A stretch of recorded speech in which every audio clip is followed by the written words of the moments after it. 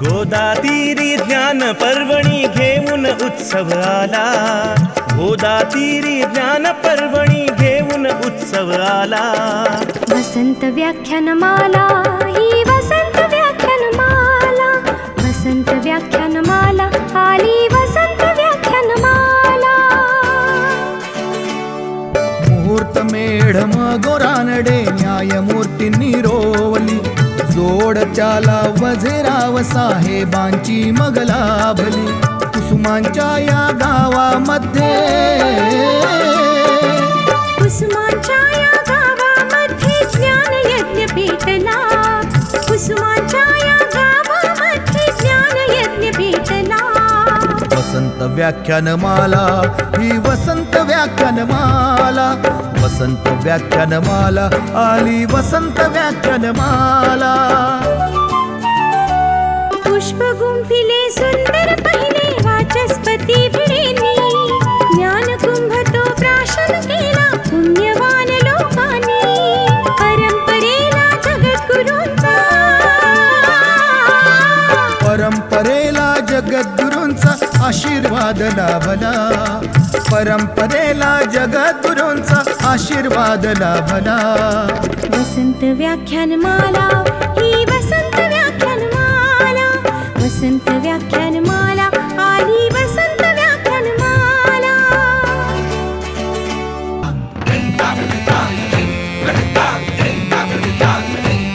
अहो देव मामलेदार पटांगण फुलू फुलू लागले, लोकहिताला शिलेदार ही निस्वार्थी लाभले।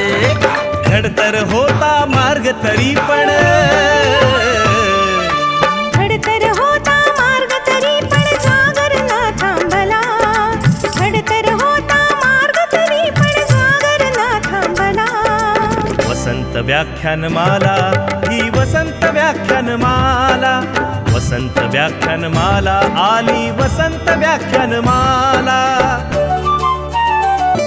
गांधी नेहरू सरोजिनी अंधोंडो केशव कर्वे, स्वप्न दिले स्वातंत्र्यवीरांनी स्वतंत्रतेचे नवे। स्वरलतिकेचा स्वरसागर हा, स्वरलतिकेचा स्वरसागर श्री गोदेला भेटला।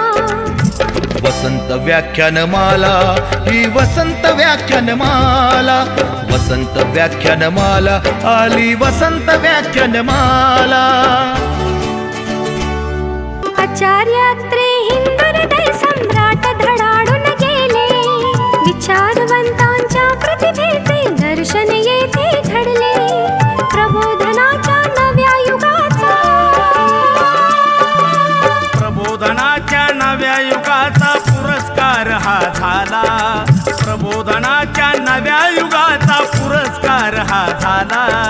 वसंत व्याख्यानमाला ही वसंत व्याख्यानमाला, वसंत व्याख्यानमाला आली वसंत व्याख्यानमाला।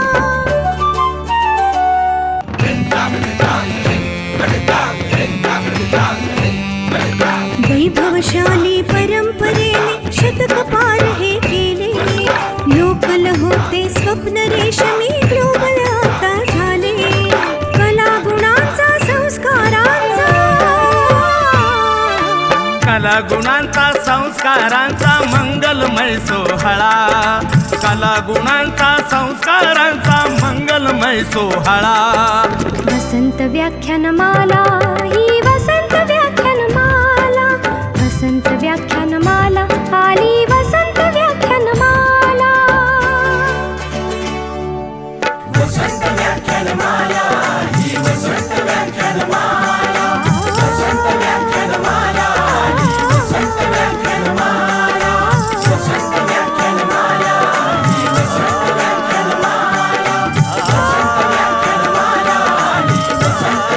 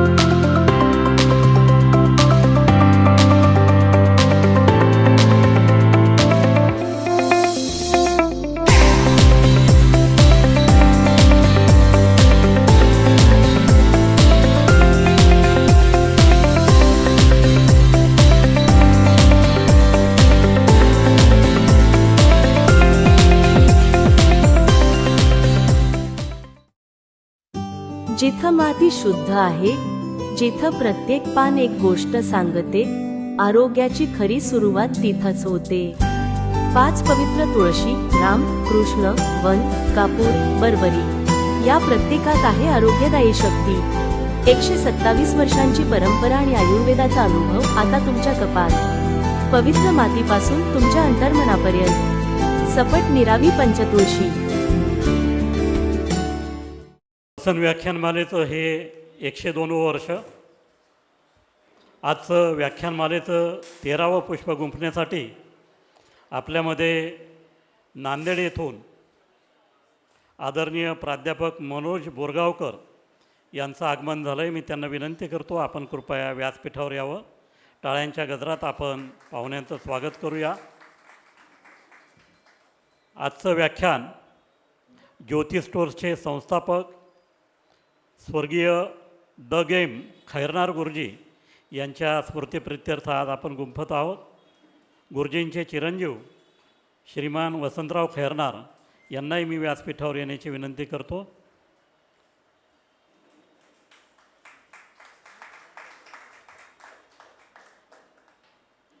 आपल्या सर्वांना कल्पना आहे, वसंत व्याख्यानमालेचं हे 102वं वर्ष.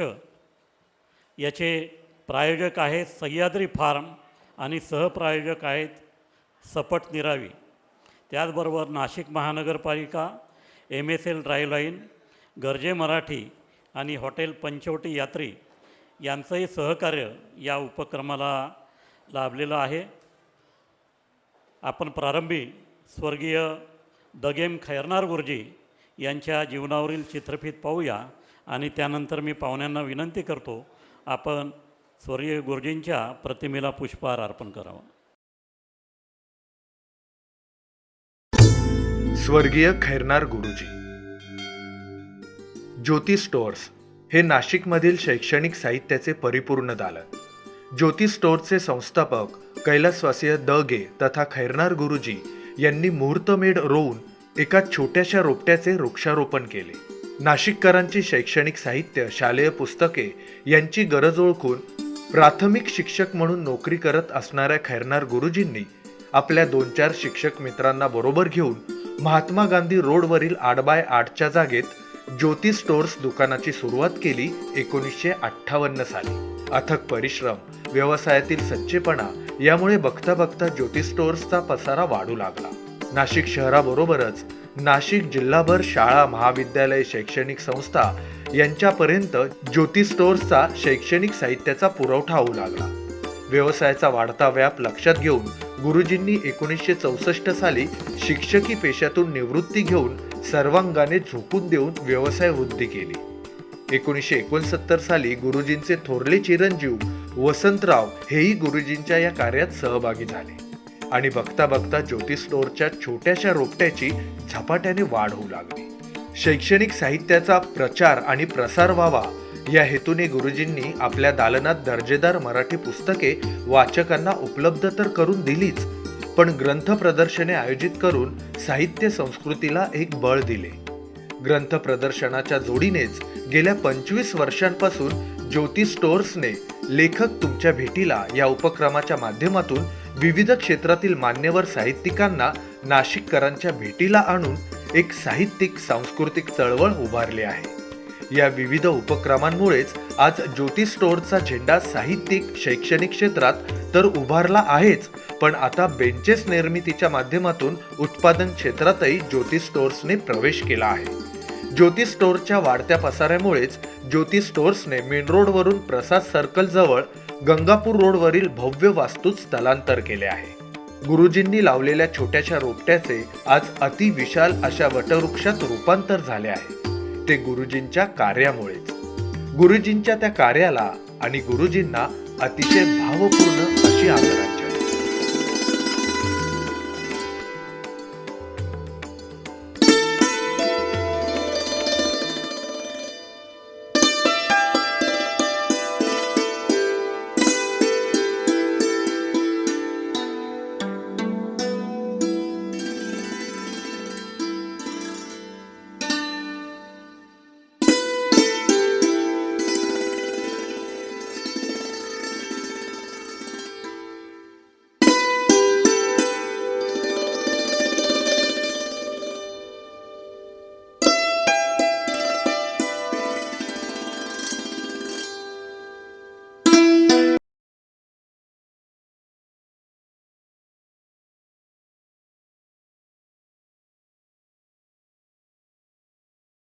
थोडक्यात परिचय करून देतील.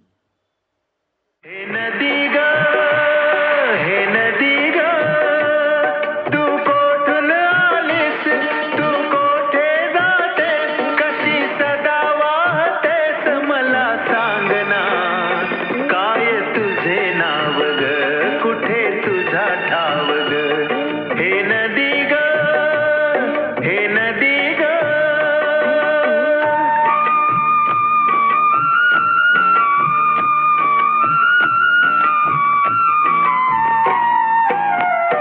तुझ्या वाहत्या पाण्याची कथा वेगळी किती,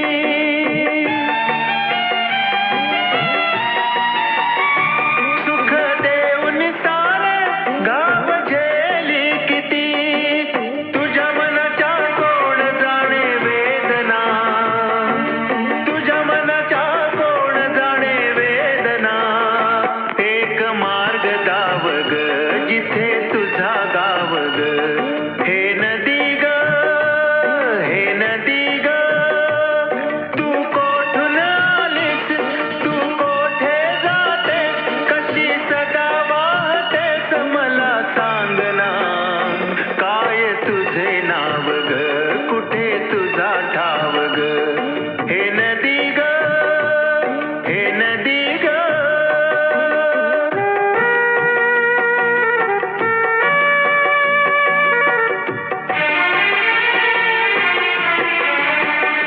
साथ तुझी माझी ही जन्मोजन्मीची,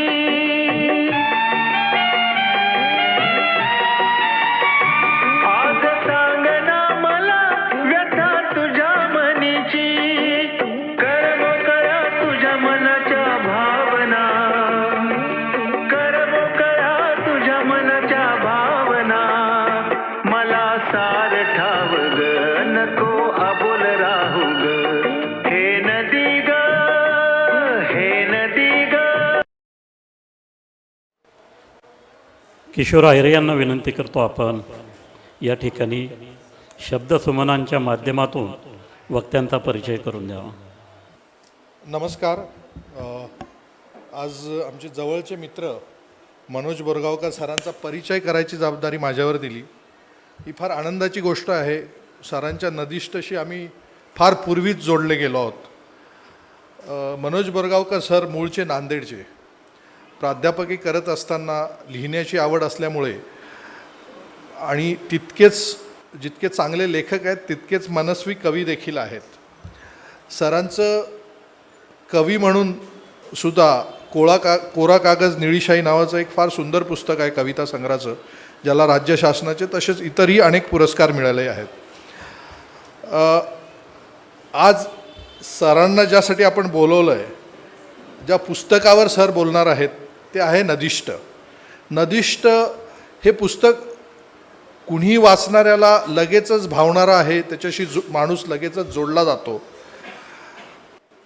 नदिष्टचं आणि नाशिकचं नातं असं आहे की ह्या पुस्तकाचं सर्वप्रथम वाचन बोरगावकर सरांनी मनोजजींनी विनायकदादांकडे केलं आणि त्या पुस्तकात विनायकदादांनी अनेक गोष्टी सुचवल्या. इवन हे नावसुद्धा बोरगावकरांनी आणि दादांनी मिळून ठरवलेलं नाव आहे.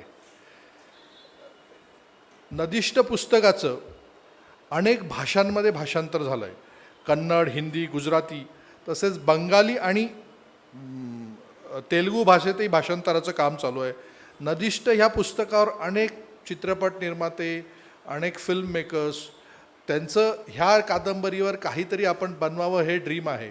हे पुस्तक इतक्या लोकांपर्यंत पोचलं आहे.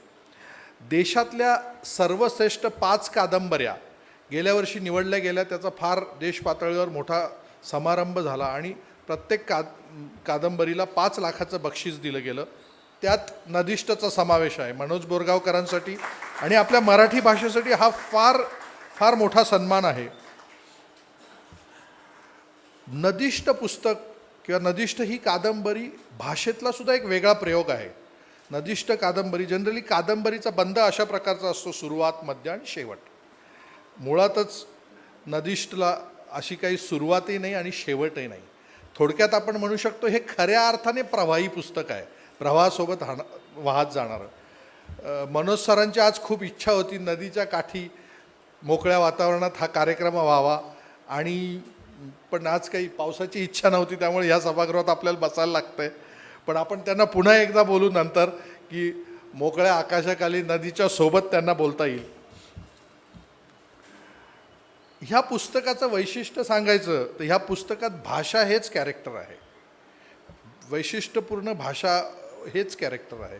आणि दुसरं ह्या पुस्तकाचं अजून एक वैशिष्ट्य, जनरली कुठल्याही कादंबरीत कथेमध्ये नायक असते, नायिका असतो, कुणीतरी मनुष्य, कुणीतरी व्यक्ती असते. पण हे पहिलं पुस्तक आहे मराठीतलं ज्याच्यात नदी हेच नायक आहे, नदी हीच नायिका आहे. गोदावरीचा उगम आपल्या नाशिकजवळ होतो. नाशिकच्या गोदावरीच्या उगमाकडून प्रवाहाच्या दिशेने त्यांनी हे पुस्तक नांदेडला नदीसोबत राहताना, नदीसोबत जगताना हे पुस्तक लिहिलं आहे. आणि ह्या पुस्तकाचं मी जसं आधीच सांगितलं की ह्या पुस्तकाचा नाशिकचा सगळ्यात मोठा कनेक्ट आहे तो विनायकदादा. विनायकदादांच्या प्रेरणेने म्हणा किंवा विनायकदादांच्या त्यांच्यावरच्या प्रेमामुळे म्हणा हे पुस्तक लिहिलं गेलं. ह्या पुस्तकाचं प्रत्येक गोष्ट, प्रत्येक अगदी प्रकाशक निवडण्यापासून सगळं विनायकदादांच्या साक्षीने झालं आहे. आणि त्यांच्यामुळे हे पुस्तक फार लोकांपर्यंत पोहोचलं. आणि त्यांचा आणि माझा कनेक्टसुद्धा विनायकदादा हेच आहेत.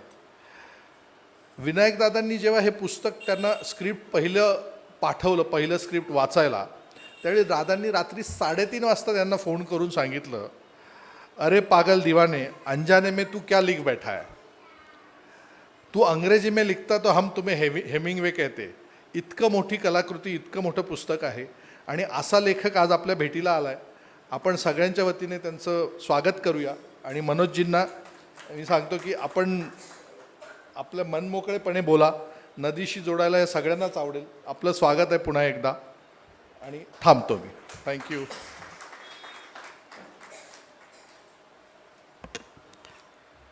आपल्यामध्ये उत्तर महाराष्ट्र प्रकाशक संघाचे अध्यक्ष सन्मान्य विलास पोद्दार उपस्थित आहेत.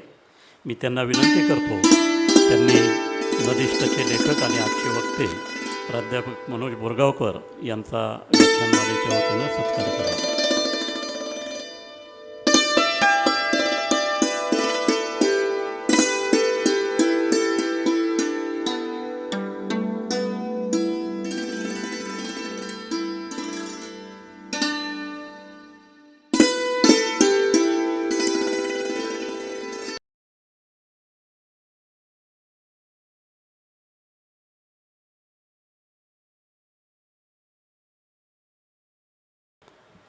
मी दत्तात्रय कोठावदे यांना विनंती करतो आपण वसंतराव खैरनार यांचा सत्कार करावा. आणि रमेश खापरे यांना विनंती करतो आपण विलास पोद्दार यांना स्मृतिचिन्ह देऊन सन्मानित करा.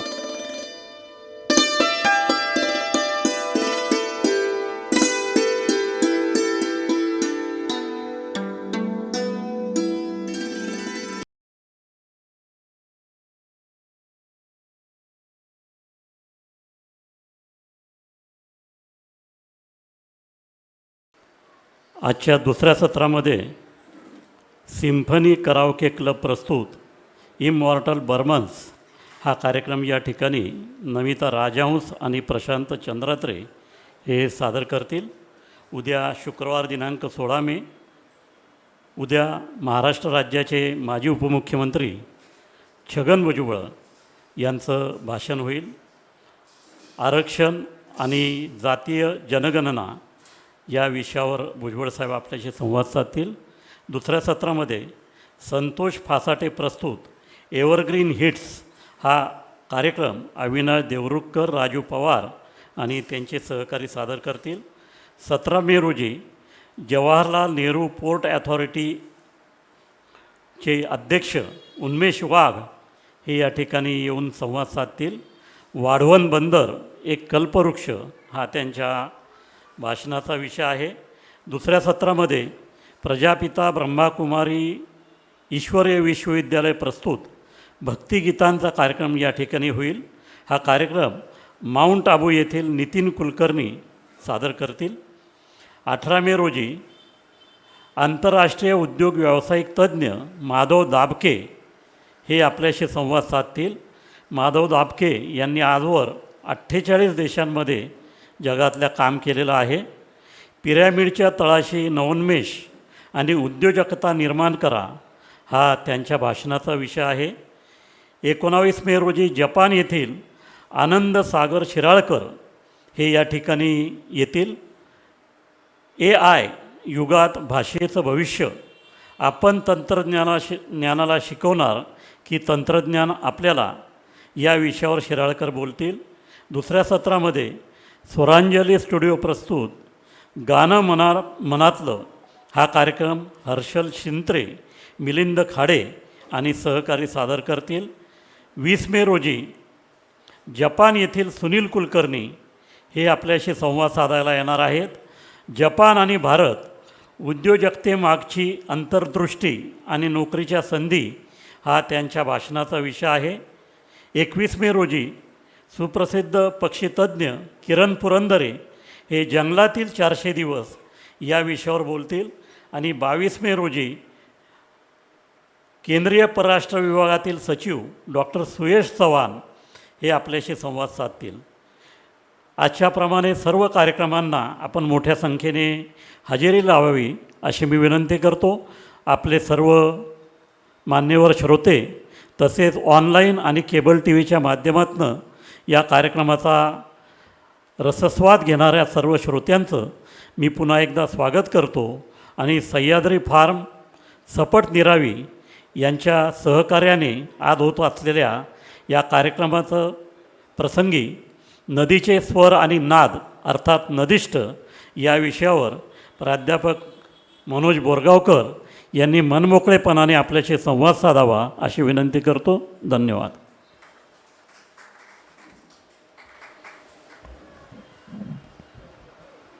गोदामायला नतमस्तक होतो. नतमस्तक होतानाही आपला पाठीचा कणा अधिकच ताठ होत असेल तरच नतमस्तक व्हावं हा माझा जगण्याचा रिवाज गोदामायसमोर नेहमी पूर्ण होताना दिसतो. तुम्हा सगळ्यांना पण नमस्कार. 100 वर्षाची परंपरा असलेल्या या व्याख्यानमालेची नावं मी वाचली मागची काही आणि मोहरून आलो. ती नावं वाचल्यानंतर असं वाटलं की ज्यांच्या पंक्तीत वाढायची सुद्धा आपली पात्रता नाही त्या पंक्तीत आज आपल्याला बसायला मिळतं आहे. हा सन्मान करणाऱ्या वसंत व्याख्यानमालेच्या सर्व संयोजकांचा, बेणी सरांचे मी आभार मानतो. बेणी सरांशी मी फोनवर बोलत होतो पण दुपारी आमची भेट झाली. त्यांचं नितळपण, पारदर्शकपण पाहिल्यावर मला माझ्या मनात असा विचार आला की सर, माझे स्पष्ट वक्तेपणाचे प्रयोग असं एखादं पुस्तक लिहायला तुम्ही हरकत नाही. आणि मित्रांनो, मला असं वाटतं की गोदामाईच्या घाटावर म्हणण्यापेक्षा गोदामाईच्या कुशीत हा कार्यक्रम होतो आहे. मी गोदीत म्हटलं असतं, आमच्याकडे गोदी हा शब्द प्रचलित आहे, पण गोदी या शब्दाला आजकाल अनेक वेगळे अँगल आलेले असल्यामुळे मी कुशीत असं म्हणतो. प्रेक्षकांमध्ये किशोरजी आहेत, अहिरे माझे जीवाभावाचे मित्र, विनायकदादा त्यांच्याशी इंटेलेक्च्युअल गप्पा मारायचे याच्यावरून त्यांचा रुतबा आपल्या लक्षात येतो. आणि त्यांच्यामुळेच मी नाशिककरांशी जोडल्या गेलो. नांदेडला कोणीही कलेक्टर येवो, कोणी SP येवो, ते किशोरच्या ओळखीचे असतात आणि त्यांच्या थ्रू मी त्यांच्याशी जोडल्या जातो. रूपाताई आहे, ती माझ्या गावची. आम्ही तिला तुमची सून आहे पण आमची बाईलेक आहे ती, तिला तुम्ही सांभाळत त्याबद्दल तुमचे किशोरजी आभार. खैरनार सरांनी हा नाशिकचा माझा झरा सुरू केला आणि आजही ते आणि त्यांचे पिताश्री या वाटेशी आहेत. पोद्दार सरांना दुपारी भेटलो. 100 चरित्रांचे त्यांनी प्रकाशन केलेलं आहे. माझी विद्यार्थिनी दाभाडे आहे श्रोत्यांमध्ये. आता तुम्ही म्हणाल की एवढी नावं घेण्याची गरज काय? इथूनच माझं आणि नदीचं नातं सुरू होतं. ज्याचं ड्यू आपण त्याला दिलं की ही कायनात आपलं ड्यू आपल्याला देत असते, ही नदीची शिकवण.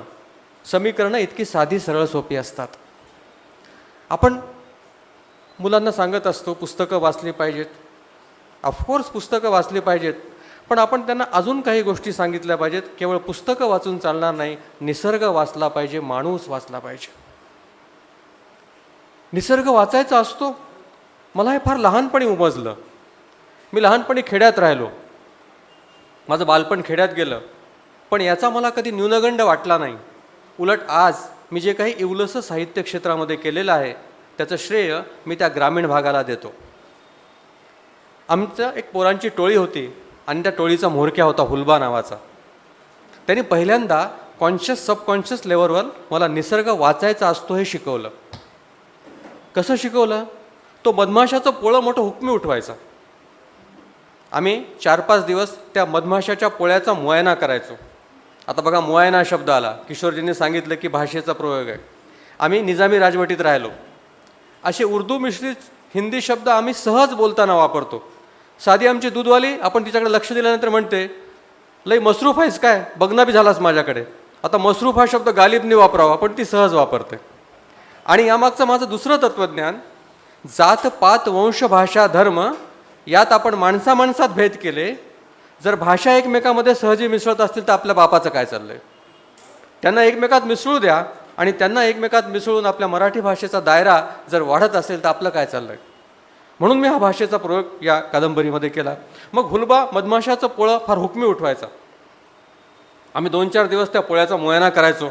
हुलबा सांगायचा, बाबांनो, मधमाशा नुसता मध गोळा करत नाहीत, मध गोळा बी करतात आणि हारीनं मांडून बी ठेवतात.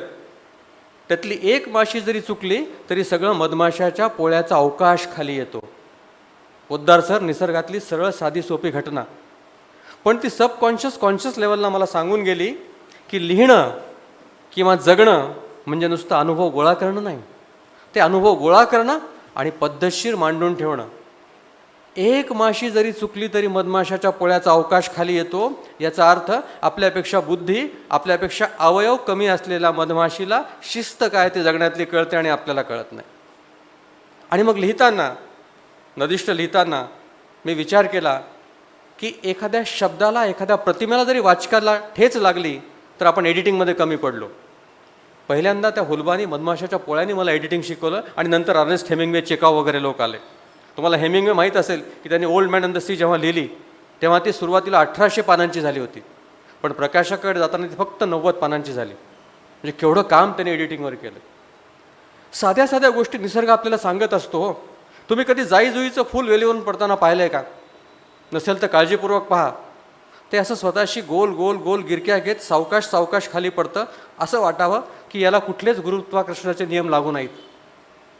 ते फूल आपल्याला सांगत असतं की बाबांनो, हलके व्हा, खाली पडलात तरी अलगद पडाल. इगो आणि अहमच्या ओझाने जड झालात तर धपकन खाली पडाल.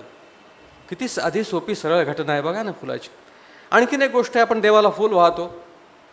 वाहावं, आनंदाची गोष्ट आहे. ज्याला ज्या देवाला व्हायचं त्यांनी त्या देवाला वाहावं. पण मला असं वाटतं की एखाद्या झाडावरचं फूल फुललं असेल, आपण त्या फुलावरून हात फिरवावा आणि ज्या देवाला व्हायचं त्याचं नाव घ्यावं आणि ते त्याला अर्पण करून टाकावं. ते फुलही झाडावर आबादित राहील आणि अनेकांना अनेक देवांना ते वाहता पण येईल. किती छान कल्पना आहे ना. ही कल्पना मला ग्रामीण भागात राहिल्यामुळे माझ्या मनात उतरली. मग नंतर 14-15 वर्षाचा असताना हुलबाचं बोट सुटलं. ते जिम कार्बेटने पकडलं. कोण होता जिम कार्बेट? तो शिकारी होता का? येस, ऑफकोर्स शिकारी होता. शिकारी लेखक होता का? येस, ऑफकोर्स शिकारी लेखक होता. 20-20, 25-25 मैल अनवाणी पायानं जंगलात पायपीट करणारा तो अडाणी होता का? येस, ऑफकोर्स होता. पण त्याहीपेक्षा जास्त पक्ष्यांची, प्राण्यांची, जंगलाची, फुलाची, वेलीची भाषा समजून घेणारा तो सच्चा आदिवासी होता. त्याच्या जीवनातला एक प्रसंग मला सांगायचा मोह होतो की त्याचा रॉबिन नावाचा एक कुत्रा होता. आणि त्या रॉबिन नावाच्या कुत्र्याने अनेक जिकिरीच्या प्रसंगात, शिकारीच्या प्रसंगात त्याला मदत केलेली असते. एकदा आणि एकदा नरभक्षक वाघ समोर आल्यावर हा रॉबिन नावाचा कुत्रा पळून जातो. आणि ती झटापट संपल्यानंतर जिम कार्बेटनं त्या नरभक्षक वाघाला मारल्यानंतर झाडाझुडपातून तो बाहेर येतो. त्याचे पाय चाटायला लागतो, असा आवाज करायला लागतो. जिम त्याला कडेवर घेतो. तो त्याच्या पद्धतीने त्याची माफी मागायला लागतो. त्याच्या गालाचे पापे घेतो आणि असा आवाज काढतो. जिम कार्बेट त्याला म्हणतो, हे बघ रॉबिन, अनेक जिकिरीच्या प्रसंगात तू मला मदत केलेली आहेस. आज पहिल्यांदाच तू पळून गेलास. पण लक्षात ठेव, आता ही गोष्ट तूही कोणाला सांगायची नाही आणि मी पण कोणाला सांगणार नाही. आणि जिम कार्बेट आपल्या पुस्तकात लिहून ठेवतो, आता मी ही गोष्ट वाचकांना सांगतोय ते यासाठी की रॉबिन आता मरणासन्न झाला आहे आणि ही गोष्ट तुम्हाला सांगण्याचं नो ऑब्जेक्शन सर्टिफिकेट मी घेतलं आहे. रॉबिनकडून मी तुम्हाला ही गोष्ट सांगण्याचं ना हरकत प्रमाणपत्र घेतलं आहे. कमाल आहे यार, प्राण्यांकडून कधी ना हरकत प्रमाणपत्र आपण घेण्याचा विचार तरी करत असतो. मग मला जाणवायला लागलं की हा निसर्ग आपल्याला काय काय सांगत असतो. मी एकदा मेळघाटला गेलो होतो. त्या जंगलामध्ये आम्ही रेस्ट हाऊसला झोपलो किशोरजी. रात्री 3 माणसं तिथं आली. जागा नसल्यामुळे त्यांना वरंड्यात झोपवलं. त्यातला जो घाबरणारा होता तो बरोबर मधोमध झोपला. रात्री 1 वाजता वाघ आला आणि त्या मधल्या माणसाला उचलून आमच्या डोळ्यासमोर घेऊन गेला. असं म्हणतात त्याची पसरलेली किंकाळी आणि रक्ताची रेघ. आम्ही सगळे जागे झालोत. ती माणसं खूप गडबड गोंधळ करायला लागली. आत्ताच्या आत्ता आम्हाला जंगलातून बाहेर जायचं आहे, आमच्या मित्राला वाघाने खाल्लं आहे, आता आम्ही इथे थांबणार नाही. तिथला वॉचमन त्यांना समजून सांगतोय, बाबा रे आता सगळ्या गाड्या आलेल्या आहेत, आता रात्री जंगलातून जाता येत नाही, वाटल्यास तुम्हाला मी स्वयंपाकघरात झोपवतो, पण आता तुम्हाला मी जंगलातून बाहेर सोडू शकत नाही. तो ऐकायलाच तयार नाही. शेवटी तो वॉचमन त्याला काय म्हणाला, अगदी काळजात ठेवा हे वाक्य. म्हणजे आपण नेहमी म्हणतो एखादा माणूस जर वाईट वागला की काय जनावरासारखा वागतोस रे असं म्हणतो ना, तेव्हा मला आपण जनावरांचा अपमान करत असतो असं वाटतं. काय म्हणतो तो वॉचमन त्यांना, हे बघा बाबांनो, वाघानं 1 माणूस खाल्लाय, एकदा पोट भरल्यावर पुन्हा खायला वाघ म्हणजे काही माणूस नाही. म्हणजे वाघाला कळतं की एकदा पोट भरल्यावर अन्नाकडे पाहून आणि आम्ही 7 पिढ्यांच्या बेगमीची भाषा करत बसतो. मग कोणाला कळतं त्यांना आणि पुन्हा एक बातमी वाचली की मेलेला वाघ 25 लाख रुपये किमतीला विकला गेला. बातमीच्या खोलात शिरलो तेव्हा लक्षात आलं की चीनमध्ये, युरोपमध्ये असा एक समज रूढ होतो आहे की वाघांच्या हाडाचं सूप जर आपण करून प्यायलो तर आपण कधीही म्हातारे होत नाही, म्हणून वाघांची शिकार होते. माझ्या मनात सहज विचार आला, खैरनारजी, वाघांच्या मनात असं आलं तर की आपण माणसांची हाडं खाल्ली तर आपण कधीही म्हातारे होणार नाहीत, आपण औषधाला तरी शिल्लक राहू. पण काळजी करू नका, प्राणी असं कधीही वागणार नाहीत, कारण ते निसर्ग वाचत असतात, ते सभोवार वाचत असतात. त्या नदिष्टमध्ये एक मोरांच्या चालीचा प्रसंग आहे. आपण लहानपणापासून ऐकत आलो, वाचत आलो की मोर खूप ऐटदार चालत असतो. पण कधीतरी विचार केला आहे का मोराची चाल ऐटदार का असते? एक दिवशी पहाटे मी नदीवर गेलो. असा भुरभुर पाऊस पडत होता. बाहेर पाऊस थांबलाय, पहा गोदामाईनं पाऊस थांबवलाय. मला तिची कहाणी तिला ऐकवायची होती, पण तिची इच्छा नसेल. आवाज तिचाही मला आवाज येतोय आणि माझाही आवाज तिला जातोय. तर मी नदीवर गेलो आणि अशी त्या ओल्या शार मातीवर मोर पावलांचे ठसे उमटलेले होते. मी त्यांचा पाठलाग करायला लागलो. पाठलाग करता करता मी रांगत पाठलाग करायला लागलो. जवळपास 1 किलोमीटर मी त्या मोर पावलांच्या ठशांचा पाठलाग करत होतो. आणि पाठलाग करता करता मी हळूच एक काडी घेतली. किशोरजी ही काडी घेण्यामागे हुलबा, ह्या काडी घेण्यामागे जिम कार्बेट उभा होता आणि त्यांच्या पावलांमधलं अंतर मोजायला लागलो. आणि माझ्या लक्षात आलं की माझी चाहूल लागली की मोर वेगाने जात होते, पुन्हा सावकाश जात होते. माझी चाहूल लागली की पुन्हा वेगाने जात होते. पण ते सावकाश चालवत का वेगाने चालवत त्यांच्या पावलांमधलं अंतर मात्र अजिबात बदलत नव्हतं. आणि म्हणून मोरांची चाल ऐटदार वाटते. आणि कवितेच्या ओळी साक्षात झाल्या, ऊन थंडी पाऊस वारा काही असो, नेमानं पाय टाकले मोरासारखे की जगण्याला कशी ऐट येते पोरा. म्हणजे आपले लगेच खांदे पडतात आणि आपण लगेच त्या इगोने फार हे होऊन जातो. पण प्राणी असं करत नाहीत. आता बघा, निसर्गाचं माझं आकलन आहे, हे असंच आहे असे माझे दावे नाहीत. जर तुम्हाला निसर्गातल्या छोट्या मोठ्या गोष्टी समजून घ्यायच्या असतील तर फक्त पंचेंद्रियच नाही, शरीरातली सगळी रंध्र तुम्हाला जागी ठेवावी लागतात. दादाराव नावाचं एक पात्र आहे त्याच्यामध्ये, ज्यांनी मला नदी जिवंत असते हे सांगितलं पहिल्यांदा. म्हणजे नदीष्ठचा शेवटच होतो शी इज अन लिव्हिंग ऑर्गॅनिझम या वाक्याने. मग ते जिवंत असते तर कशी जिवंत असते? ती आपल्याशी बोलत असते, ती आपल्याला सांगत असते. दादारावने मला पोहायला शिकवलं, पुरात नदीत कसं पोहतात ते शिकवलं. आणि एक दिवस मी, रूपाताईंना माहीत आहे, काळेश्वरच्या डॅमवर पोहायला गेलो. 20 वर्षापूर्वीची घटना आहे. तो डॅम अनेक मृत्यूच्या कहाण्या घेऊन वाहतो. मला रात्री 11:30 वाजता कोजागिरीची रात्र होती. असं वाटलं की गच्चीवर बसून दूध पिण्यापेक्षा नदीत चांदणं कसं उतरतं पाहावं. 11:30ला मी मोटरसायकल घेऊन नदीवर गेलो. मारुती मंदिरामागे मोटरसायकल लावली आणि त्यावेळी तिथं मासे पकडत नव्हते ताई. पोहत मी मधोमध गेलो. माझ्या छातीला मासे लागत होते मोठमोठे एवढे हातभर. मधोमध गेल्यानंतर मी असा उताणा झोपलो. काय सांगू मित्रांनो तुम्हाला, अलौकिक आणि अद्भुत असं ते दृश्य. म्हणजे मला समजत नव्हतं की नदी ते शुभ्र धवल चांदणं पिऊन तिची सगळी पापं धुते जी आपणच तिच्यात बुडवलेली आहेत? का ते शुभ्र धवल चांदणं नदी पिऊन आपली युगानुयुगाची तहान भागवते? मला काहीच कळत नव्हतं. अलौकिक अद्भुत असं ते दृश्य. म्हणजे तुम्ही विचार करा, इमॅजिन करा की माझ्या पाठीला नदी अंतरलेली आणि वरतून शुभ्र धवल चांदण्याचा प्रकाश माझ्या अंगावर पडतोय. अवाक होऊन गेलो मी.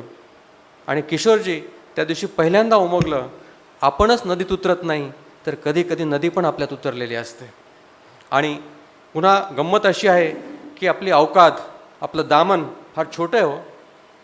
ते अलौकिक आपल्याला फार काळ आपल्यात राहू देते, ते लगेच आपल्याला बाहेर फेकतं. 3-4 मिनिटात मी ते अलौकिकातून बाहेर आलो. मला इम्रोजच्या ओळी आठवल्या, गंगा जिस्म धोती है सोच नहीं, गंगा जिस्म धोती है सोच नहीं, पाप सोच करती है जिस्म नहीं. आणि मग मी भानावर आलो, पोहत पोहत परत आलो. आणि माझ्या डोक्यात एकच विचार होता, आपल्या उस्ताद दादाराव यांना आपण आपला पराक्रम सांगावा आणि त्यांची शाबासकीची थाप आपल्या पाठीवर मिळवावी.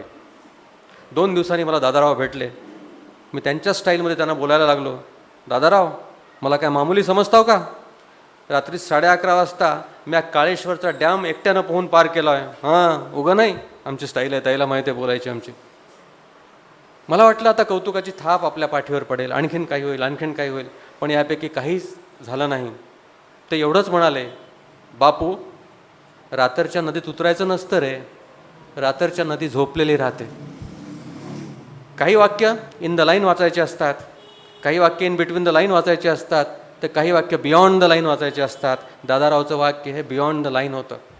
म्हणजे रात्रच्या नदीतले जीवजंतू झोपलेले असतात, त्यांची भाव समाधी डिस्टर्ब करायचा अधिकार आपल्याला कुठलाही अधिकार नाही. या अर्थानं नदी जिथे जागती आहे, जिवंत आहे. काय तत्त्वज्ञान आहे बघा, काय फिलॉसॉफी आहे बघा. मला आजही अनेक वाचक विचारतात, का हो तुम्ही रात्री बेरात्री नदीत पोहता, तुम्हाला भीती वाटत नाही का? मला रस्त्यावर चालताना भीती वाटते मित्रांनो, पण नदीत रात्री बेरात्री पोहताना कधी भीती वाटत नाही. कारण माझा विश्वास आहे की नदीत येणारी प्रत्येक इवलीशी लाट मागच्या लाटेला सांगून जाते, इथे एक वेडा जीव पोहायला येतो, त्याला सांभाळा बरं का. आणि त्या लाटेचा पुकारा नदीभर पसरत जातो. आणि आजपर्यंत मला धोका झाला नाही. आणि याही पुढे जाऊन सांगतो, ताई गौरीला सांगू नका की कधी मी नदीत बुडून गेल्याचं कळालं तर वाईट वाटून घेऊ नका. मी वाईट माणूस आहे म्हणून गोदामानं मला बुडवलं, हा त्याचा तुम्ही अर्थ घ्या. हे बोलताना मला काय वाटतं हे जस्ट विचार करा. रात्री 11, 12, 1 वाजता केव्हाही मी नदीत असतो आणि त्यावेळी मला जर हे आठवलं तर काय होईल. पण मित्रांनो, माझं जगण्याचं जे इवलंसं तत्त्वज्ञान आहे त्याच्यावर माझा इतका विश्वास आहे की गोदामाय आपल्याला कधीच बुडवणार नाही. आणि हा असा बामनवाड नावाचा तिथं तो भोई यायचा, झिंगाभोई बामनवाड त्याचं नाव. सकाळी तो असला की मला बरं वाटायचं. म्हणजे आपण कशी गमतीदार माणसं आहेत ना, की का बरं वाटायचं की आपण जर चुकून वाहून गेलो तर आपली घरी खबर सांगायला कोणीतरी असेल म्हणून मला बरं वाटायचं. अहो एकदा वाहून गेल्यावर घरी खबर सांगितली काय न सांगितली काय, पण माणसाचं कसं असतं बघा. आणि मग तो मी इकडून माझा देह सोडायचो आणि तो तिकडून त्याची थर्माकोलची कष्टी, त्याला तो किष्टी म्हणायचा, सोडायचा आणि पुकारा करायचा, छनोछनी करावा हाची विचार, ऐसे घात करी काळ सावधान. आणि मग पलीकडच्या याच्यावर आमचा गप्पा व्हायच्या, छान गप्पा. मग तो सांगायचा की हा मरळ आहे, हा झिंगा आहे, आणि हा असा आहे, एवढ्याला विकला जातो, तेवढ्याला विकला जातो. आणि मग तो त्याचे मासे विकायला आणि मी माझा दिवस विकायला निघून जायचो. हा बामनवाड 2 महिने गायबच झाला. आता मी त्या पुस्तकात माईम हा शब्द वापरला, माईमच झाला. मी दिवसाचे आणि रात्रीचे सगळे प्रहर येऊन पाहिले पण तो मला आढळलाच नाही. आणि 2 महिन्यानंतर, कारण त्याचं पोटपाणी होतं, त्याच्या कुटुंबाचं पोटपाणी होतं मासे पकडण्यावर, 2 महिन्यानंतर मला पलीकडच्या किनाऱ्यावर एका दुपारी तो त्याच्या थर्माकोलच्या किष्टीवर असा आडवा पडलेला दिसला. मी मारत मारत वेगाने हातपाय मारत त्याच्याकडे गेलो आणि म्हणालो, काय बामनवाड कुठं गायब? छनोछनी काळ आणि मासे संपत चाललेत की हो, तुम्ही कुठं गायब झालात? तो बिडी फुंकत उठला, असा क्षीण झाला होता आणि त्याने मला कहाणी सांगितली. काय सांगू साहेबा, 2 महिन्यापूर्वी एका चांगल्या घरातली बाई नदीवर आंघोळ धुवायला शांच्यापारी आली की हो. मी तिला सांगितलं बी, रात्रच्या येऊ नको, पोरटोरं चांगले नसतात. बाई आंघोळ धुवायला बसली न बसली, पुन्हा बघा भाषेचा प्रयोग, आपण आंघोळ करतो, खैरनार सर ते आंघोळ धुतात. बाई आंघोळ धुवायला बसली न बसली की पोराटोरांनी ओढलं की हो तिला बेश्रमात. अर्धा घंटा तिच्या कन्याचे आणि टाचांचे आवाज, मी आबी गपगार बसलो. जीवाची भीती त्या पोरायच्या, गुंड पोरं, टुकार पोरं. आणि काय सांगू साहेबा, नदी की बाई माणूसच की हो. म्या गपगार बसलो, नदीला काय वाटलं असेल. अर्ध्या घंट्यानं अंगभोर विस्कटलेली बाई ती माझ्यामोर आली. आता बघा, यानंतर तो जे वाक्य वापरतो ते प्रतिभावंत लेखकाला सुद्धा हे वाक्य वापरता येणार नाही. अर्ध्या घंट्यानं अंगभोर विस्कटलेली बाई माझ्यामोर आली की हो, धाय मोकलून रडली. त्या दिवशी तिच्या डोळ्यातल्या पाण्यापरीस नदीचं पाणी मला कमजोर वाटलं. काय वाक्य, काय अफाट वाक्य. आणि त्या बाईचा आपल्या देखत बलात्कार झाला. बाई म्हणजे नदीचं रूप, आणि आपण काही म्हणता काही करू शकलो नाहीत. यामुळे ज्या मासे पकडण्यावर त्याचं पोट पाणी होतं तो भोई बामणवाड 2 महिने नदीवर आला नाही. हे सुद्धा आज आये दिन आपण बलात्काराच्या बातम्या वाचत असताना थोडीशी मनाला हुरूप देणारी गोष्ट आहे की एका पुरुषाला काय वाटतं त्या गोष्टीबद्दल.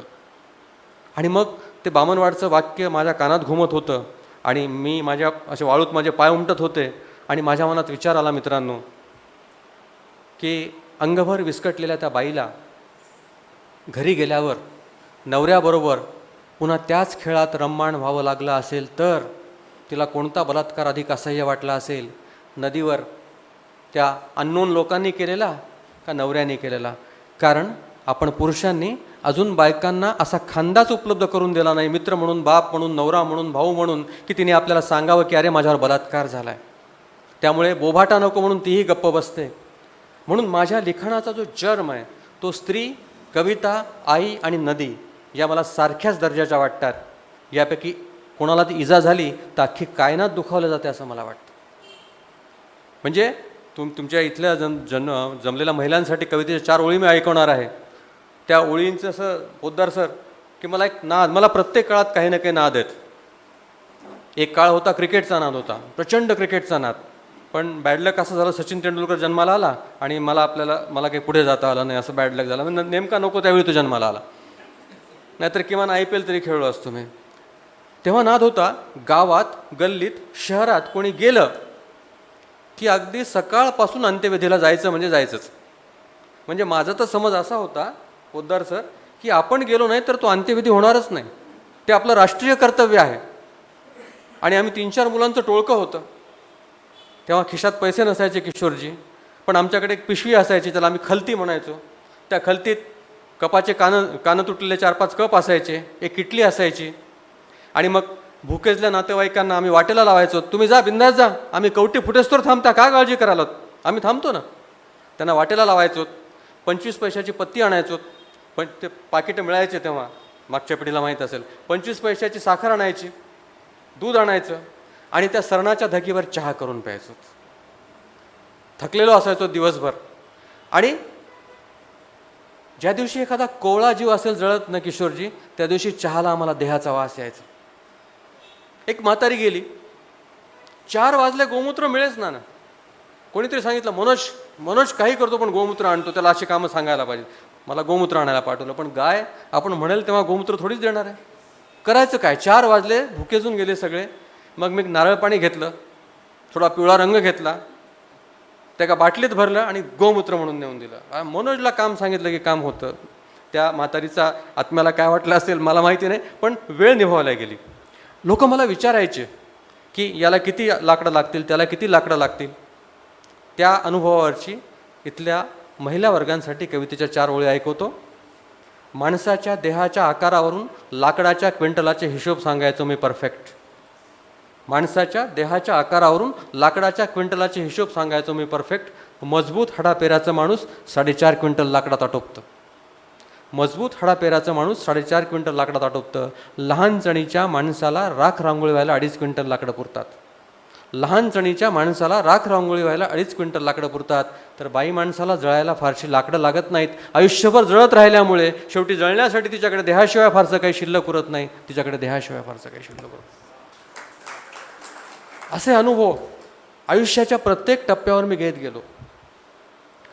म्हणजे तुम्हाला सांगतो, 2 महिन्यापूर्वीची गोष्ट सकाळीच मी अहिरे ना शेअर केली. की मी पहाटे नदीत उतरलो 4 वाजता, नदी पार केली आणि मला माहितीच नाही की धरणाचे दरवाजे उघडलेले आहेत. आणि परत येताना तो मला कटेना, एक तर अंधार होता, मला दिसत नव्हतं.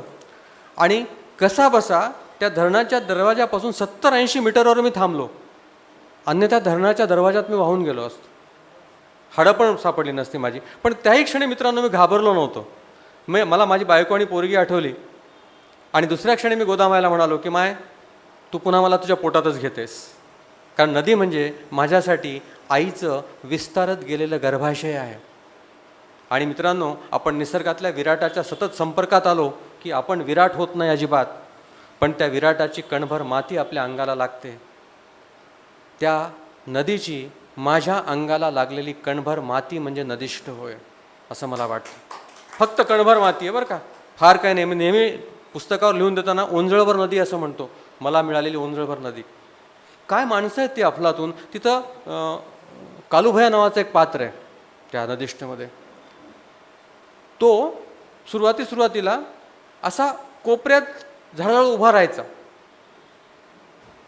मी मुळातच खोडकर आहे पहिल्यापासून, मला वाटायचं हा जर शू करत असेल तर इतके वेळ शू कसं काय करतो. एकदा त्याच्या मागं जाऊन उभा राहिलो तर काय सांगावं मित्रांनो, तो त्या झाडाला बोलत होता, मैं तेरे पत्ते तोड रहा हूं, उगीच तोडत नाही रे बाबा, माझ्या गाईला गड्डा झालाय आणि तुझे पान गरम करून विटेनं त्या गड्ड्यावर ठेवलंय की ते गट्टा विरघळता म्हणून तोडायला बरं का बापू, नाही तर तुझे पानं मी तोडले नसते रे. साधा सामान्य माणूस. मला एक सुफी संत आठवला, त्याचं नाव आता आठवत नाही, की तो झाडांशी बोलून त्याचे औषधी गुणधर्म विचारायचा. काय फरक आहे त्या कालूभैयामध्ये आणि त्या सुफी संतांमध्ये. त्याची ती प्रियसी त्या कादंबरीत आहे, गलेलठ्ठ अशी बाई होती ती. आणि मी जर दिसलो तर मला असा उभा राहून नमस्कार करायची, इतके आदरानं नमस्कार करायची. मला कळायचंच नाही की हे मला इतके आदरानं नमस्कार काय करते. नंतर लक्षात आलं की आपल्याला इतरांच्या प्रकरणात नाक खुपसायची फार सवय असते. मी त्या प्रकरणात कधीच नाक खुपसायचो नाही. मी असं गृहीत धरायचो की प्रियकर प्रेयसी आहेत आणि त्यांचं चाललंय, आपल्याला काय करायचं.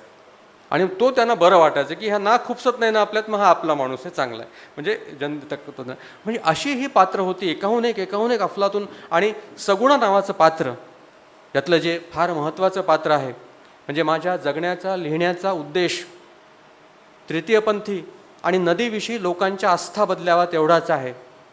आता किशोरजीने जो इतका चांगला परिचय करून दिला, एवढा मोठा मी नाही, पण मनोज बोरगावकर महत्त्वाचे नाहीत, मनोज बोरगावकर दुय्यम आहे, नदी महत्त्वाची आहे, हा माझा ध्यास आहे. म्हणून जगातल्या कुठल्याही नदीच्या काठावरून मला फोन येतात, महाराष्ट्रातून देशातून येतातच, की सर आम्ही अमक्या नदीच्या काठावर आहे आणि आम्हाला तुमचे नदीष्ट आठवले.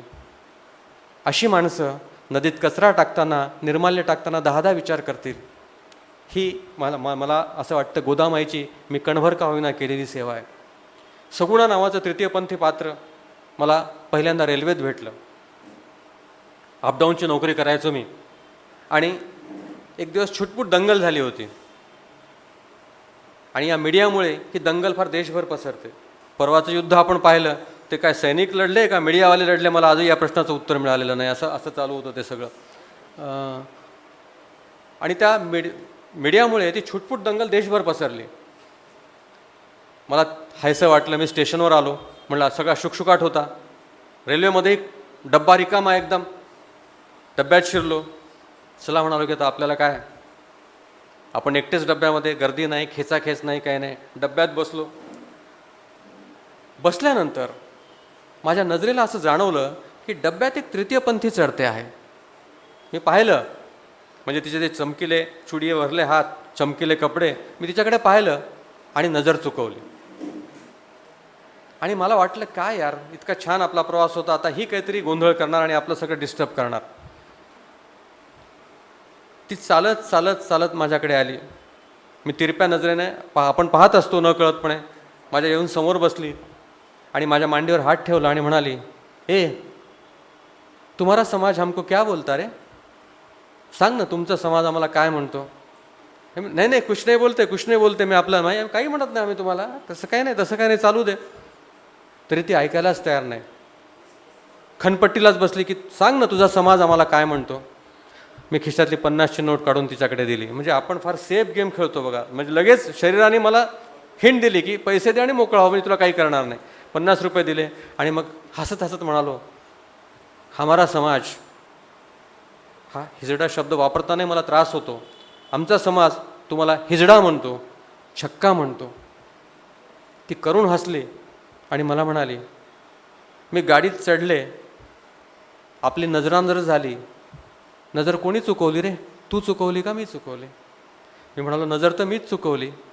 ती लगेच म्हणाली, मग नजर चुकवणारा हिजडा का नजरेत नजर देणारा हिजडा रे? म्हणजे हा प्रश्न मला नव्हता, अख्ख्या समाज व्यवस्थेला होता.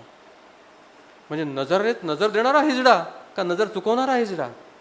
आणि मग मी अवाक झालो. माझी स्टुडंट भारती इथं आलेली आहे, मी महिला कॉलेजला काम करतो. किशोरजी, मी त्या सगुणाला तासचे तास घेऊन झाडीत बसायचो. तुम्ही इमॅजिन करा, मी महिला कॉलेजला काम करतो, एखाद वेळेस ती जर चांगली नसते, वाईट असते आणि कॉलेजला आली असती तर काय झालं असतं. वजीराबादच्या माझ्या 2-3 मित्रांनी मला तिच्यावर बसलेलं पाहिलं आणि म्हणाले कि अपन वो मनोज को बहुत अच्छा समझते थे रे, मगर वो बहुत ही गया गुजरा निकला, वो तो इसके साथ बैठता होता. पण मी ते सहन करायचो, मी ऐकून घ्यायचो, कारण मला माहिती होतं की मला याची कहाणी जाणून घ्यायची. आणि मग मी तिच्यावर बसायला लागलो, तिने सगळी कहाणी सांगितली आणि मग माझ्या मनात कादंबरीचे विचार यायला लागले. पण पुन्हा माणसाचं इमान शाबूत असणं फार महत्त्वाचं मला वाटतं, की एका व्यक्तीवर मी संपूर्ण बिरादरीविषयी लिहायला लागलो तर कसं होईल. एक व्यक्ती आपण अनुभवली, सगळी बिरादरी आपण थोडीच अनुभवली, आपल्याला काहीतरी अजून करावं लागेल. मग मी 2 वर्ष एका तृतीयपंथीच्या संपर्कात आलो. आदिती तिचं नाव. आमचे सारखे फोनवर संपर्क व्हायला लागले आणि बोलता बोलता बोलता तिचा माझ्यावर विश्वास बसला आणि ती म्हणाली, मी तिला म्हणायचो की मला तुला भेटायचं आहे, तुझ्या गुरूंना भेटायचं आहे. तर ती म्हणाली, हां ठीक आहे, 15 दिन के बाद तू आ जा, मैं और मेरी गुरु रहते, आम्ही 6-7 जण राहतो, तू ये, मी तुला आमची कहाणी सांगते. 15 दिवसानंतर ठरलं. मी तिला म्हणाले की मला एकदा फोन कर, मला रिझर्वेशन काढावं लागतं. नंतर तिचा फोनच बंद झाला, फोनच येईना. आणि जायच्या आदल्या दिवशी मी काही रिझर्वेशन काढलं नव्हतं, तिचा फोन आला, ए मेरा ॲक्सिडेंट हो गया रे और मेरा पीछे का हड्डी टूट गया, आता तू आपली भेट विसरून जा, आता मी तुला भेटू शकत नाही, याच 2-2.5 लाख रुपये खर्च येणार आहे आणि माझे गुरु खर्च करेल रे, पण सोपं नाही असं सगळं. योगायोगानं त्या दिवशी राजहंसच्या कविता संग्रहाची रॉयल्टी आली होती. घरी सांगू नका रूपात आहे.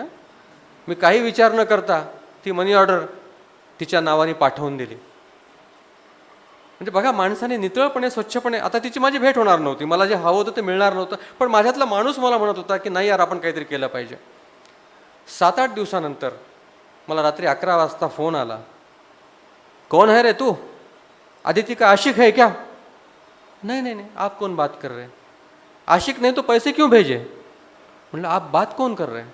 मैं उसकी गुरु बात कर रही, तूने पैसे भेजे क्यों? मैं मग तिला मी सगळी कहाणी सांगितली की असं असं मी तुम्हाला सगळ्यांना भेटायला येणार होतो आणि दरम्यानच्या काळात माझ्याकडून फुल न फुलाची पाकळी म्हणून मी हे पाठवलेलं आहे. खुश झाली. तिने रात्री 12 वाजता, देख रे लोग हमारे आशीर्वाद को तरसते हैं, मैं रात के 12 बजे तेरे को आशीर्वाद दे रही हूँ. आणि मला वाटतं नदिष्ठला मिळालेले यश तेच आशीर्वाद आहेत. आणि मग ती म्हणाली की तू कभी भी हमारे पास आ जा, हम हमारी ज़िंदगी की सारी भड़ास तेरे सामने खुली करते. 2 महिन्यानंतर मी गेलो त्यांना भेटायला. काय रिवाज आहेत त्यांचे. माझं एक म्हणणं आहे गोदामाईच्या साक्षीने, आपली जी काही संस्कृती आहे ना, कल्चर आहे ना, रिच कल्चर, प्राचीन, ते इथल्या वंचितांनी सगळ्यात जास्त सांभाळलेलं आहे, जपलेलं आहे. हा माझा दावा आहे. मी गेलो, फ्रेश झालो. त्यांनी 1 कोटीचा वाडा बांधला होता बेणीसर गाणं बजावणं करून, आणि त्यांनी मला जेवायला बसवलं डायनिंग टेबलवर. 5 मिनटं झाले, 10 मिनटं झाले, कोणी जेवायलाच वाढेना ना, आपण आपलं घेऊन कसं जेवणार. मग मी आवाज दिला, आदिती खाना परोसो ना. तर त्यांनी काय म्हणावं, देख रे हमारे में रिवाज है, खाने वाले के सामने नहीं आते, जाने अनजाने में हम गिन लेते, इसने 1 रोटी खाई, 2 रोटी खाई, 1 निवाला खाया, 10 निवाला खाया, खाने वाले को नज़र लग जाती है, इसलिए हम खाने वाले के सामने नहीं आते. काय रिवाज आहेत आपल्या सुसंस्कृत समाजापेक्षा. ज्यांना आपण वंचित म्हणतो, ज्यांना आपण तिरस्काराने पाहतो, त्यांचे रिवाज असे आहेत. किती ग्रेट आहे नाही. म्हणून जे मी स्टेटमेंट केलं की इथली जी संस्कृती आहे काय तुम्हाला जावई म्हणू काय म्हणू मला माहिती नाही, संस्कृती आहे ती वंचितांनी जपलेली आहे. मग काय ते वर्णन जर केलं ना सर, म्हणजे मला जेव्हा सिनेमा लोक बोलतात विचारतात ना की असं ती खाली बसली होती 65 वर्षाची बाई, गुरु, लाल सुटूक ओठ, पानाचा सगळा ठेला म्हणलेला होता भोवताली, आणि ती आम्हाला सारखं पान लावून देत होती. आणि मग बोलता बोलता ते त्यांच्या प्रेम कहाण्या सांगत होते. आत्ताच्या या धर्माच्या या असल्या काळामध्ये ती मला रामायणाचे आणि महाभारताचे उदाहरणं सांगत होती. ती मुस्लिम होती. मी तिला विचारलं, तू तो मुस्लिम है ना गुरु, फिर ये रामायण महाभारत, अरे छोड़ रही है तुम्हारी बात है, हमारे में ऐसा कुछ नहीं है. राम ने हमको आशीर्वाद दिया है, कृष्ण ने मोहिनी रूप धारण करके हमारा सन्मान किया है. ती फार मोठी सगळी नदिष्टमध्ये आली आहे ती. म्हणजे बघा ना की धर्मनिरपेक्षता आमच्या संविधानात आहे पण आमच्या जगण्यात नाही. त्यांच्या जगण्यात धर्मनिरपेक्षता आहे, खरी धर्मनिरपेक्षता. आणि मग अशा गप्पा मारता मारता आपण फार सेफ गेम खेळत असतो. माझा प्लॅन होता दिवसभर राहावं, रात्री निघून जावं आणि पुन्हा दुसऱ्या दिवशी यावं. कारण ताई एक 8 दिवसापूर्वी मी घटना वाचली होती, त्यात असं काहीतरी क्रूर प्रकार झाला होता. म्हणून शिरवाडकर सर का तुम्ही नाही ना, तर मी गुरुला म्हणालो संध्याकाळी, गुरु मैं जाता कल आता. म्हणजे काही दिवस त्या सगुणाबरोबर राहिल्यामुळे माझी बोलण्याची स्टाईल पण तशी झाली होती. ताई मला आवरावं लागायचं मध्येच तो टोन निघून जायचा, इतकी तिची सवय झाली होती. आणि काय सुंदर तिने माझं जपलं हो, माझं लौकिक जपलं. की आमची दुसरी भेट होती आणि ट्रेनमध्ये ती आली. आता ट्रेनमध्ये ती सगळ्यासमोर मला सांगणार, झालं की अपडाऊनची आपली कंपनी असते काय, तर तिने काय करावं, तिने मला डोळ्याने इशारा केला, या डब्यात ये. आणि तिचा फोन काढला, तो काय असतो तो मोबाईल, देख रे अगर अगले संडे को नदी पे तू आने वाला है ना तो अब ये डब्बे में से उतर जा, फिर अपन वहाँ पे मिलेंगे. आणि फोन ठेवून दिला. मला निरोप मिळाला. माझ्या लौकिकाला कुठली इजा न होता. आणि मग त्या गुरुचा मी जेव्हा निरोप घेतला तर ती म्हणाली, तेरे को कल आने का है तो जाताच काय को रे, सोले ना, इतना बड़ा वाडा है हमारा. आली का पंचायत. कसं थांबावं सर, 6 लोक ते, मी एकटा. तरी दरम्यानच्या काळात दिवसभरात मी तो वाडा पाहून ठेवला होता. आणि त्या वाड्याच्या काही खिडक्यांना गज नव्हते. खैरनार सर, मी विचार केला की आपण चांगले फिट आहोत, 2-2 किलोमीटर पोहतो मी आजही, त्यामुळे तो फिटनेस आहे तेव्हाही होताच. मी असा विचार केला की प्रसंग आलाच तर आपण उडी मारून पळून जाऊ शकू. आणि पोस्ट ऑफिसच्या आवारामध्ये माझी गाडी लावली होती किशोरची मी, की कोणाला कळू नये, काही कळू नये म्हणून आपण पळून जाऊ उडी मारून, असा विचार मी केला. पण क्षण 2 क्षण मिनटभर विचार केला असताना म्हणाला, हां गुरु ठीक आहे, मैं रह लेता. असं म्हटल्यानंतर, मी राहतो म्हटल्यानंतर तिनं माझ्या गालावरून हात फिरवला आणि तिच्या कानशिलावर कडकड कडकड अशी तिची बोटं मोडली. त्या बोटांच्या कडकडीचा आवाज आजही मला नदिष्टच्या पानापानातून ऐकू येतो. ते आशीर्वाद मला आणि नदिष्टला इथपर्यंत घेऊन आले. कोण फाटका नांदेडचा माणूस हो. आज म्हणजे औरंगाबादला कार्यक्रम झाला, म्हणजे काय काय मिळालं हे सांगत बसण्यापेक्षा औरंगाबादला कार्यक्रम झाला, सत्कार झाला माझा मराठवाडा साहित्य परिषदेतर्फे. माझं भाषण झाल्यावर 2 पॅन्ट शर्ट घातलेली मुलं समोर आली आणि म्हणाले, आम्हाला काहीतरी बोलायचं आहे. संयोजकांनी परवानगी दिली तर त्यातला एक म्हणाला की मी तृतीयपंथी आहे, पण हे माझ्या आईवडिलांना पण माहिती नाही. पण मी नदिष्ट वाचली, नदिष्टकार मनोज बोरगावकर माझी आई आहेत, आणि म्हणून आज त्यांच्यासमोर न भीता न लाजता मी माझं तृतीयपंथीपण असणं जाहीर करतो आहे. याच्यापेक्षा काय पुरस्कार असू शकतो आपल्या जगण्याला, याच्यापेक्षा आपल्या जगण्याचं काय सार्थक असू शकतं. म्हणून मी सुरुवातीलाच म्हणालो की पुस्तकं तर वाचलीच पाहिजेत, पण निसर्ग वाचला पाहिजे, माणूस वाचला पाहिजे. मी लहानपणी खूप पुस्तकं वाचायचो, खूप म्हणजे काय त्याला काही तोड नव्हती. आणि आपले ज्ञानेश्वर, तुकाराम, कबीर हे सगळे तर वाचलेच, मराठी लेखक ग्रेसपासून GN पासून सगळं वाचलंच. पण काही इंग्रजी पुस्तकं वाचली, आमचे किशोरजी इंग्रजी चांगले वाचक आहेत.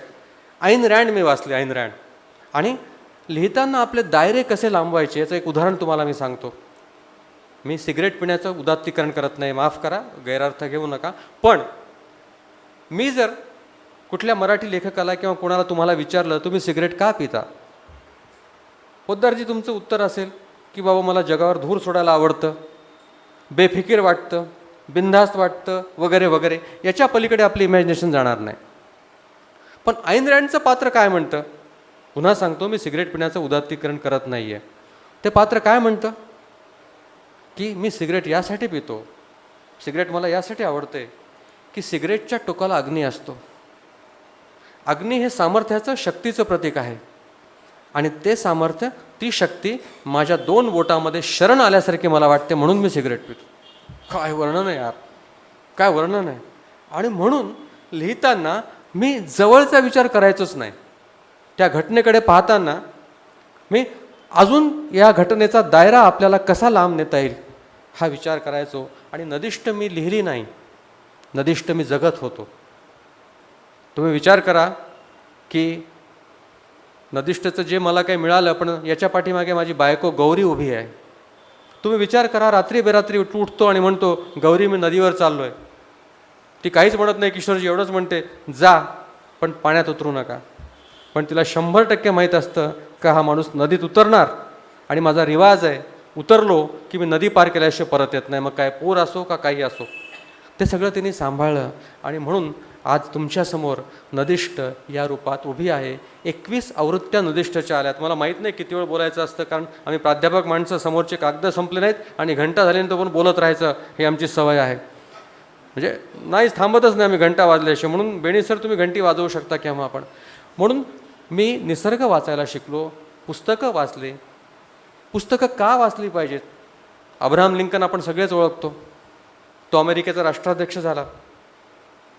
तो लहान असताना दर शनिवारी रविवारी आपल्या घरापासून 40 किलोमीटर लांब असलेल्या एका सरदाराच्या घरी जायचा पायी पायी पायी. का तर त्या सरदाराची लायब्ररी फार समृद्ध होती म्हणून. उपाशी तापाशी तिथं बसायचा, पुस्तकं वाचायचा आणि पुन्हा सोमवारी पायपीट करत आपल्या गावी परत यायचा. तो सरदार त्याला हसायचा आणि म्हणायचा काय मूर्ख पोरगा आहेस रे तू, उपाशी तपाशी येतोस, 40 किलोमीटर पायपीट करतोस आणि निघून जातोस. लिंकन एवढंच म्हणायचे की यावेळी मी 10 पुस्तकांनी समृद्ध झालो, यावेळी मी 15 पुस्तकांनी समृद्ध झालो आहे. असं पुस्तकं वाचून समृद्ध झालेला लिंकन जेव्हा अमेरिकेचा राष्ट्राध्यक्ष झाला तेव्हा अनेकांच्या पोटात दुखायला लागलं. कारण जातपात मानणारी घणेरडी माणसं आपल्याच देशात आहेत असं नाही, जगात सगळीकडे आहेत. एक चांभाराचा मुलगा राष्ट्राध्यक्ष होतो, अनेकांच्या पोटात दुखायला लागलं. म्हणून ते पहिल्यांदा जेव्हा अमेरिकेच्या काँग्रेसमध्ये, आपण पार्लमेंट संसद म्हणतो ते काँग्रेस म्हणतात, काँग्रेसमध्ये प्रवेश करते झाले तेव्हा एका घाणेरड्या कुत्सर स्वभावाच्या खासदाराने त्यांचं स्वागत केलं. कसं स्वागत केलं? या लिंकन महोदय, जगातल्या या सगळ्यात मोठ्या सभागृहात, शक्तिशाली सभागृहात मी तुमचं स्वागत करतो, पण माझ्या पायातले हे जे बूट आहेत ना तुमच्या वडिलांनी शिवलेले आहेत. केवढा मोठा अपमान. आपण असतो तर काय काय काय काय केलं असतं, तोफेच्या तोंडी दिलं असतं, सभागृहातून फेकून दिलं असतं, खासदारकी रद्द केली असते. पण लिंकननं जे केलं त्याची नोंद जगाच्या इतिहासात झाली, कारण त्यांनी यापैकी काहीच केलं नाही. तो चालत चालत चालत त्या खासदाराकडे गेला, त्यांना नमस्कार केला आणि म्हणाला धन्यवाद, अशा आनंदाच्या क्षणी तुम्ही मला माझ्या वडिलांची आठवण करून दिलीत. ते जेवढे चांगले चांभार होते ना तेवढा चांगला राष्ट्राध्यक्ष मला होता येणार नाही. तुमचेच बूट काय, या सभागृहातल्या बहुसंख्य लोकांचे बूट माझ्या वडिलांनी शिवलेले आहेत. आणखीन एक सांगून ठेवतो, माझे वडील जाऊन बरेच दिवस झालेत. तुमच्या कोणाच्या बुटाच्या टाचा झिजल्या असतील, फाटल्या असतील तर माझ्याकडे आणून द्या, रिकाम्या वेळात तुम्हाला मी दुरुस्त करून पाठवून देतो. काय उत्तर आहे मित्रांनो. आणि म्हणून आपण या पिढीला वाचायला सांगितलं पाहिजे. 21वी आवृत्ती आली नदिष्टची, 22वी येते. कोण म्हणतं वाचत नाही? आपण त्यांना तसं सकस दिलं पाहिजे. या निसर्गाविषयी आपण त्यांना थोडंसं जागरूक केलं पाहिजे. हा जो स्वभावार आहे आपल्याला काही सांगू इच्छितो आहे, आपल्याला काही बोलू इच्छितो आहे, पण आपण आपली सगळी रंध्र बुजवून टाकलीत. आपण त्या मोबाईलमध्ये रमलो, आपण कशा. आणि हे युद्ध पाहताना तर मला सतत जाणवत होतं की काय काळ येणार आहे जगावर. तिकडं ते रशिया युक्रेन युद्ध चालूच आहे. म्हणजे जर या युद्धात पाकिस्ताननं अणुबॉम्ब टाकला असता तर आपले 3 कोटी लोक गेले असते आणि 2 कोटी लोकांना असं वाटलं असतं याच्यापेक्षा आपण राहिलो नसतो तर बरं झालं असतं. इतक्या आपण भयावह याच्यामध्ये आहोत. पारंपरिक अस्त्रांनी एका माणसाचा मृत्यू $1000 पडतो. अण्वस्त्रांनी एका माणसाचा मृत्यू $500 पडतो. रासायनिक अस्त्रांनी एका माणसाचा मृत्यू $100 पडतो. तर जैविक अस्त्रांनी एका माणसाचा मृत्यू फक्त $1 पडतो. मरण इतकं स्वस्त होत चाललंय. आणि आईन्स्टाईनला एकाने प्रश्न विचारला, किशोरजी, की बाबा रे, तू एवढा मोठा शास्त्रज्ञ आहेस, रोज एका नव्या शस्त्राचा, रोज एका नव्या अस्त्राचा शोध लागतो, आम्हाला सांग, 3रं महायुद्ध कोणत्या अस्त्राने लढल्या जाईल? अब्राहम लिंकननं त्याला त्यावेळी जे तो बोलला, मला वाटतं युद्धावर इतकी सुंदर कॉमेंट आजपर्यंत कोणी केली नाही. तो म्हणाला, I do not know with which weapons world war III will be fought, but I can assure you that world war IV will be fought with stick and stones. मला माहीत नाही 3रं महायुद्ध कोणत्या अस्त्राने लढल्या जाईल, पण जेव्हा केव्हा 4थं महायुद्ध होईल ना, तेव्हा ते 4थं महायुद्ध दगडांनी आणि काठ्यांनी लढल्या जाईल. म्हणजे 3ऱ्या महायुद्धानंतर मानवी संस्कृती एवढी रसातळाला गेलेली असेल. म्हणून ते युद्ध थांबवायचं असेल, तर हा विनाश थांबवायचा असेल, तर आपल्याला या नव्या पिढीला नव्याने निसर्गाकडे, पुस्तकांकडे, माणूस वाचायला आपण त्यांना शिकवलं पाहिजे. आणि असं जर आपण केलं तर मला वाटतं माझ्यासारख्या इवल्याशा लेखकाच्या लिहिण्याचं, जगण्याचं सार्थक होईल. नाहीतर हा प्रवास म्हणजे काय किती किती अनुभव आहेत माझ्याकडे. नदीवर मी बोलायला लागलो ना, मी 4-5 तास बोलत राहीन. परवाच मी पोहत नदीत मध्ये गेलो, 1-2 किलोमीटर आत पोहत गेलो मी काळेश्वरला. तिथं एक त्या थर्माकोलच्या कष्टीवर वाळू काढत होता एक जण. एक ब्रास वाळूचे $1000 मिळतात. तो UPN बिहारी असावा कोणीतरी. त्याचं वाळू काढणं झालं होतं आणि तो मोबाईल ऐकत बसला होता. मी त्याला म्हणालो, ए बाबा, मेरा फोटो निकाल ना नदी में. किशोरजी काय कॉमेंट करावी त्याने? मी साधी इच्छा व्यक्त केली, ए बाबा फोटो निकाल ना मेरा. मैं नदी में इतने दूर तक आया, तैर रहा हूँ. हुशारकी दाखवायची असते आपल्याला आपली. तो मला म्हणाला, अरे तू पागल है क्या? तू माँ की गोद में है, उसका दूध पी रहा है, ऐसे टाइम फोटो निकालते क्या रे? म्हणजे वाळू काढून त्या नदीला अबॉर्शन करणारा माणूस असं म्हणतो की तू माँ के गोद में है, उसका दूध पी रहा है और ऐसे टाइम फोटो निकालते क्या?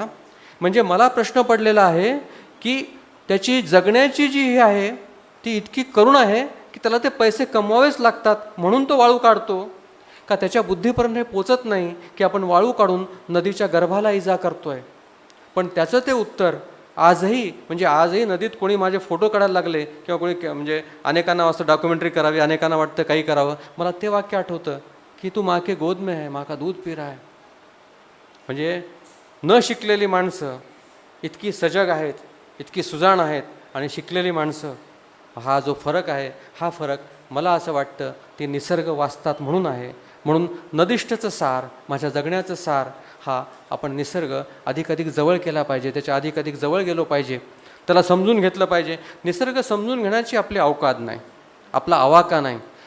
आपल्याला जेवढं कळेल, जेवढं परसेप्शन, तुम्हाला मी तो एक माकड पुराण म्हणून एक प्रसंग आहे नदिष्ठमध्ये, की ज्या झाडावर माकडांनी हरणांसाठी चिंचा पाडल्या होत्या, आणि मी फार भारावून गेलो होतो की खरंच यार, आपण माकडाचे वंशज आहोत, किती परोपकारी आहेत ना हे माकडं. मला एका फॉरेस्ट ऑफिसरनं सांगितलं होतं की माकडं जेव्हा झाडं हलवून काही फळं वगैरे पाडतात, त्या त्यांच्या माकड चेष्टा नसतात, ती त्यांची एक प्राणिजिक बांधिलकी असते. जसं आपण सामाजिक बांधिलकी म्हणतो ना, की बाकी सगळ्या प्राण्यांना ही फळं मिळावीत, अशी त्यांची ती प्राणिजिक बांधिलकी असते. म्हणून ती माकडं हरणांना जेव्हा त्या चिंचा पाडत होत्या, तेव्हा मला इतकं भरून आलं की यार, आपण खरंच वानराचे वंशज आहोत, किती परोपकारी ती माकडं वगैरे, असा विचार माझ्या मनात आला. आणि त्याच माकडांनी जेव्हा महिन्यानंतर हरणाचं पिल्लू उचललं आणि माझ्या डोळ्यासमोर ती रक्ताची धार मी पडताना पाहिली, मला शिसारी आली. माकडाची का माणसांची मला माहीत नाही, पण मला शिसारी आली. आजही त्या झाडावरून जाताना मला रक्ताचा वास येतो, पण म्हणून मी स्वतःला संवेदनशील म्हणून गौरव करून घेऊ नये. ज्या झाडावर हे प्रकरण घडलं, ज्या चिंचेचं झाडावर, ते चिंचेचं झाड आम्हा 25-25 लोकांना वर्षभराच्या चिंचेची बेगमी करायचं दरवर्षी. ते माकड पुराण घडल्यानंतर त्या झाडाला पुढची 15 वर्ष चिंचा लागल्या नाहीत. म्हणजे किती संवेदनशीलपणे त्या झाडाने तो प्रसंग आपल्यात उतरवून घेतला होता. तर ही संवेदनशीलता आता झाडांकडून, प्राण्यांकडून शिकायची आपल्याला वेळ आलेली आहे. आपण मला या मंचावर गोदामाईच्या कुशीत बोलावलं. काही जणांची नावं घ्यायची राहिली असतील तर मी मला माफ करा, क्षमा करा, पण एवढा मोठा माझा सन्मान गोदामाईच्या समोर केलात, याचा एवढा मोठा सन्मान माझा असू शकत नाही. ती वाहत राहावी, माणूस पण वाहत राहावं, एवढी सदिच्छा व्यक्त करतो. थांबतो. नमस्कार.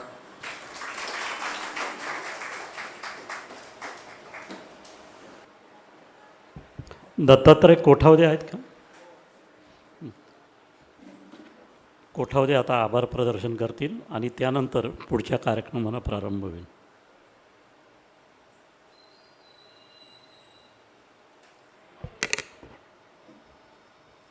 गोदामाई वरुण राजाशी भांडत होती. ए वरुण राजा थांब, ओळखलत का? नांदेडच्या मातीतून गोदावरीच्या काठावरून मनोज आलेला आहे. मनोज नदीष्ट बोलायला आलेला आहे. नुसतं बोलायला नाही तर नदीष्ट जगतो कसा ते सांगायला आलेला आहे. गोदामाईसह अरुणा, वरुणा, इंद्रायणी, चंद्रभागा तिथे मंत्रमुग्ध होऊन ऐकत होते. आणि खरोखर तिच्या अंतरंगात आलं होतं की सी न्यूजचा एकदा कार्यक्रम गोदावरीच्या पात्रात झालेला होता. शहीद झालेल्या जवानांच्या आईवडिलांचा सत्कार सी न्यूजने केला होता. गोदामाई मंत्रमुग्ध होऊन तेच पाहत होते. खरोखरच आज माझा मनोज इथे नाही तर गोदामाईच्या पात्रातून बोलतो आहे.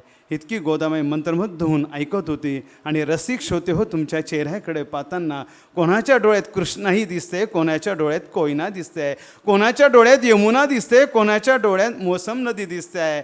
एक एक डोळ्यांच्या पात्रातून मनोजजी बोलत होते. ह्या हृदयासी त्या हृदयी एक एक शब्द मनाला भावत होते. लेखक, तुमच्या भेटीला शंकराचार्य कोटीतीर्थाला आपण आलेला होतात.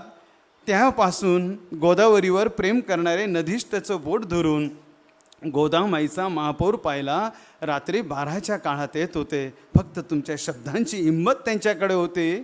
तुम्ही नदीष्ट लिहिता लिहिता अनेकांना संवेदनशील केलं. निसर्गाशी बोलायचं कसं, वागायचं कसं. मनोजजी, नांदेडहून तुम्ही आलात.